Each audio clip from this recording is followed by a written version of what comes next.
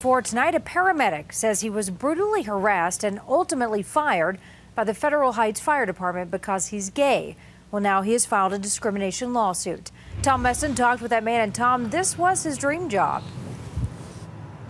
Well, Karen, Corey told me he dreamed of becoming a paramedic because he wanted to help people, but those dreams were almost derailed when he was fired by the Federal Heights Fire Department. He says the reason he was let go, he's gay. Very disappointed and hurt. Corey doesn't want us to use his last name, but he has plenty to say after filing a discrimination lawsuit against the city of Federal Heights. This isn't the 1950s anymore. Starting in 2012, Corey worked as a paramedic with the fire department. 6 months into his job, he told his supervisor he was gay. Soon afterwards, he says his fellow firefighters started to harass him.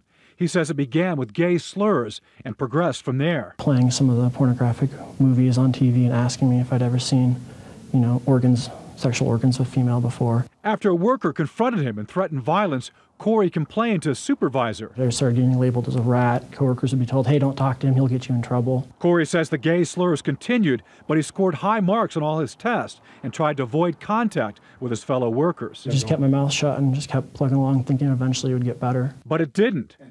Corey says his supervisor placed him on probation and stepped up his workload. This while his co-workers told him to, quote, act like a man and put down your purse. Corey says last February, his supervisor called him into the office and fired him. I didn't think I did anything wrong, and so I asked him to clarify further, and he just stated, you're just not a good fit here. Stunned, Corey decided to file a suit.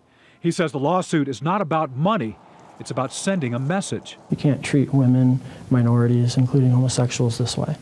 And it's a workplace, it's not a boys' club.